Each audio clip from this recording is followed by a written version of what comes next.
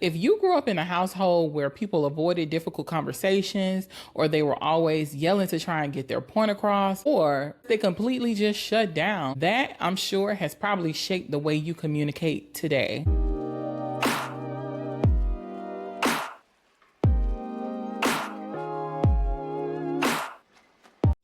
What's up, ladies, and welcome back to another episode of I'm Just Saying, the podcast where we get real about accountability, self-awareness, and having healthier and better relationships.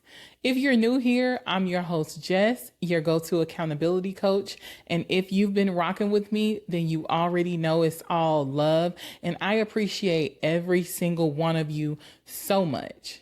Now, today's episode is a big one because we're going to be talking about something that can make or break any relationship: communication. So go ahead and make sure you grab whatever it is that you need to get comfortable, because we are about to get into it. So I know that there are a lot of people that struggle with communication, and I don't even mean in relationships, just struggle with communicating their thoughts and their feelings. Just in general, a lot of people struggle with that. So before we dive into how to improve your communication, let's talk about why so many of us struggle with communication in the first place. So bad communication stems from a few things. And one of the first things is how we grew up. Because if you grew up in a household where people avoided difficult conversations, or they were always yelling to try and get their point across, or what's even worse, they completely just shut down, that I'm sure has probably shaped the way you communicate today. And then there's fear of conflict. I know so many of us probably feel like whatever we want to say or whatever we need to say is just going to start an argument. So then we hold it back and then we explode. Or worse, again, we just shut down. It's not good to hold things in because it's just going to fester and it's going to turn into something that's even worse than what your original problem was. And then the next thing is just not even knowing how to express your emotions at all. Maybe you feel something, you want to say something, and you just don't even know how to get it out. You can't find the right words to express what it is that you're feeling or thinking. So you just say, forget it, don't worry about it, never mind. And it just gets swept under the rug. And the last one is defensiveness. If you always feel like you have to prove your point instead of actually listening to what the other person has to say, then that's going to definitely get in the way of you having real effective communication. But the good news is you don't have to stay stuck in these ways. You don't have to stick to these bad habits that you've accumulated over the years. So now we're going to go ahead and talk about how you can move past them and you can finally start communicating in a way that actually strengthens your relationships. So there are actually 7 key elements to effective communication. The first one is active listening. A lot of times we are listening to respond and we are not listening to understand. And I know sometimes you can be very passionate about what it is that you're feeling, what it is that you're thinking, and you're fighting so hard not to forget your thoughts. But trust me, if you have to fight that hard to remember your thought, it probably is something that's not even important to the situation to begin with. So make sure you are actively listening so you can understand what is being said to you. Because a lot of times the other person may be answering your question and what they are saying, but you have to actually listen to them. And to make sure that you actually understand what it is they are trying to say, it definitely would be helpful if you repeat back what it is that they said, because things are often misinterpreted. So you definitely want to make sure you say it back and say, is this what I'm hearing? Is this correct? Or, am I misunderstanding? Did I misinterpret something? And then, you can kind of have a conversation that way, but you definitely need to actively listen to what is being told to you. Number 2 is to make sure you're using I statements. When you're constantly saying things like, you never listen to me, you never do this for me, you never do this, that, and the other, you, you start playing the blame game, and then the person starts to feel attacked, and that's going to take your conversation somewhere else, somewhere that you don't want to go. You're going to then go from conflict resolution to arguments. I recently talked about on social media the difference between conflict resolution and arguments. Just to briefly sum it up, conflict resolution is when you have two or more parties addressing an issue. Arguments is when you're not fighting the issue, you're fighting each other, and you're fighting to be right. So we want to make sure we're practicing conflict resolution. You actually want to get something out of whatever it is that you guys are talking about, because arguments, you get nowhere. And then you start adding on to your problems. And that's something that we definitely do not want to do. Number 3, my favorite one, because I feel like a lot of women probably struggle with this. It is definitely to make sure that you check your tone and your body language. Your tone and your body language. You saying something like, "No, I'm okay."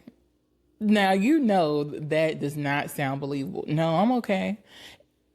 Other than you saying, "No, everything is fine. I'm good. I'm okay." You see the difference? "No, I'm okay." "No, everything is fine. We're good. I am okay." You need to make sure your words match your tone and your body language, because that's going to send mixed signals. And once again, it is not an effective way to communicate. And one of the major things I do want you to take away from the example that I just gave you, eye contact. When you start looking off and looking over here, or you start doing other things while you're in the middle of talking, it's given like you're not here. You're not really invested in the conversation. You're focused on something else. Or even like crossing your arms, it's given that you're being very guarded, maybe even defensive. So you definitely want to pay attention to the things that you're doing when you're having important conversations, because it can come off as being rude or disrespectful, or you just not caring. And once again, you're not going to get to a solution by being guarded and being defensive. Number 4 is one of my favorite ones, because I do not think that it is practiced enough. And it is for you to make sure you're asking clarifying questions. If you don't understand something that the other person is saying, it is okay for you to just say, "Can you explain to me what you mean by that? What is it that you're trying to say? I think I'm missing something. Can you understand? Can you explain it to me in another way?" That is completely okay. It is better for you to ask than to assume, because we know what happens to people that assume things. Yeah, we don't want you making an ass of yourself. We don't want you. And I know, once again, my heart goes out to women, because sometimes we care so much. And I know that we're so used to feeling like we're being overlooked and we're not appreciated, but that is not always the case. Sometimes things are isolated situations. It's not always that the person doesn't care about you. So you just need to make sure that you understand, because just like you struggle with communication, the other person may also struggle with communication. So if you're watching this video and you're taking these tips, use them in your relationship. Teach your partner the things that you've learned. You guys are there to help each other and to build together. So if you're learning things that is going to help your relationship, please make sure you're sharing everything with your partner, and don't use it against them. Don't use it against them, because we're all a work in progress and we're all learning together. Number 5, this is one that I still struggle with to this day: timing. Timing matters so much. And I don't know what it is. I don't do it on purpose, but I find the most awkward times to try and bring up the most important situations. And I feel like in my mind, I'm like, okay, this is the perfect time. And what I don't consider is it may be the perfect time for me, but it may not be the perfect time for the other person. So try not to have deep and emotional conversations when one of you is either feeling stressed or tired, or if you're in the middle of something important. If you know, unless it's something that is like super important, like needs to be done and addressed ASAP. If you see your partner in the middle of something, or you already see something that's stressing them out, don't wait as soon as they get done with it and then try and say, we need to talk about something. You know what I'm saying? I know a man, if a man don't hate to hear nothing else coming, I know he hate to hear we need to talk. Because it's like it's going downhill from there. Nothing good hardly ever comes from we need to talk. I know they hate to hear it coming. I actually want to try and stop doing that. And I do want to start going forward. I'm single right now, but when I do get back in my next relationship, I do want to be more mindful of what my partner may be going through before I just dump, a whole bunch of, like things on him. And I just want to be aware. I want to be aware of not only myself, but also of my partner, because how they feel and what they're going through matters as well. And what they're going through also affects us. So, you just want to be courteous and give each other grace. Give grace and work on your timing, because you want to make sure that you actually pick a time that works best for you guys so you can both engage. And number 6, knowing when to take a break. It is so important. If you guys are going back and forth and you just feel like you're not getting anywhere, maybe the conversation is getting heated, if you're not making any progress, it is okay to say, hey, we're going to take a pause. We're going to put a pin in it and we'll come back when we're calmer. And it is a red flag if you suggest that and you are dealing with someone that's like, no, I want to talk about it now. That's a problem. And if you are that person that does that, you need to stop doing that, because the other person is trying to let you know, hey, we're getting to a level that's probably not safe or something that I'm not comfortable with. We need to take a break. It's okay to take a break. It doesn't mean that you're giving up. It just means that you're waiting for the waters to calm down so you both can come back and actually speak with each other when you're in the right headspace so you can actually handle the situation. There's no need and you keep battling it out back and forth, because if you feel like you need to take a break, one or two things has happened. Either someone is stuck in their ways and they're just refusing to accept the other person's point of view. Or number 2, you're going into the argumentative phase.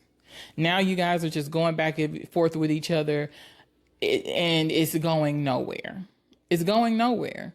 So if you're actually effectively communicating and you guys are actually focused on the issue, and you're being courteous with each other, you're actually listening to the other person, I can't see any other reason why you would need to put a pin in it other than those 2 reasons. Someone is dead set on their point of view and they're not willing to move off of it. They're not willing to hear you out.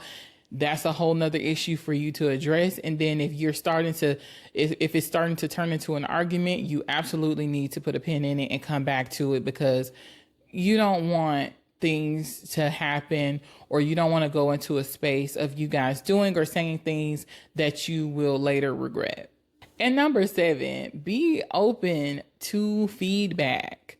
If you're dealing with this person on a daily basis, they know you. If they care anything about you, I'm sure they know things about you, and you're you. So they see things and experience things that you don't see. So if they come to you and they say, hey, this is what happened and you made me feel this way, it's okay. We all do things sometimes, and it doesn't mean that it's intentional, but it's okay to acknowledge that you did something, or maybe you're not doing something to the best of your ability, and they're just saying, hey, I feel like this can be done better. Or, maybe you can be more attentive in this area.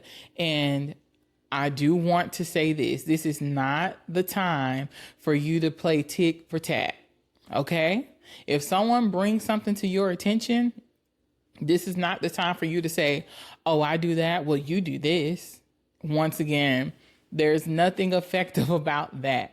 You're going to end up in the argument phase, and you guys are going to be going in circles, and nothing is going to get resolved. So please be open to feedback, because there's no way you can go to a job that you probably do not enjoy and you can listen to your boss, your manager, your supervisor, or whomever critique you and give you all this feedback. And even though you don't like it, you swallow your pride and you take it all in. So if you find yourself loving someone, in a relationship with someone, committed to someone, then they absolutely deserve to be heard. And you definitely should take in whatever it is that they're saying, because I pray that you have chosen someone that would only tell you things that are coming from a loving place. And if it is not, once again, that is another issue for another day. And if you do find yourself receiving some sort of feedback that makes you feel uncomfortable or is just hard for you to take in, just take a moment, take a second, reflect on it, and adjust and come back. You don't always have to respond immediately. It is okay to give yourself time.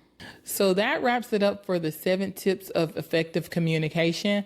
But I do want to add one more tip. Please avoid having important conversations with your partner or with anyone via text, because so much can be lost in translation when you're texting someone about something important, especially when there are emotions involved. Because there's so many things that you can't see, so many things that you can't hear. At the very least, you at least want to maybe send a voice note or FaceTime. At least you can see, the body language. If you could FaceTime or video chat, something like that. But I know we're deep into the text era, but when it comes to important conversations, if you have to wait, then you just have to wait. It's much better than texting something that's super important, because you just never know, especially if you don't know what the other person is dealing with, what they have going on. Remember, we talk about timing, and I just feel like bringing up an important conversation via text is a very selfish move, because you don't know what the other person has going on at that moment. And you just dump something on them in the middle of God knows what. You don't know what they have going on, and you just spark up a horrible conversation through text. How do I know? I've done it. I have done it. And, then you find yourself feeling really bad, because it's like, oh my gosh, what was going on? What I was talking about, it really wasn't even that serious. It could have waited. And now you've just added something else onto their plate. So just be mindful of that. Now let's talk about how to move past bad communication habits. First, you need to self-reflect. If you find yourself keep going through these same communication issues, then it's time for you to ask yourself, what is my role in this? What patterns do I need to break? Because if no matter who you're talking to, what kind of situation you're dealing with, you keep finding yourself having the same issues when it comes to communication, then there's definitely something that you need to fix with yourself. And the next tip is to practice expressing yourself in small ways. If opening up feels hard for you, then just start small. It's okay for you to just keep it short and sweet, straight to the point. Hey, I had a tough day, period. You don't even have to go into detail. You can just say, don't really want to talk about it. Maybe we could talk later, but I had a tough day. You don't have to have long, drawn out conversations all the time. And I can be really old school. So me personally, if I am struggling with saying something to somebody, especially if it's an emotional conversation, I definitely would suggest maybe writing out a letter.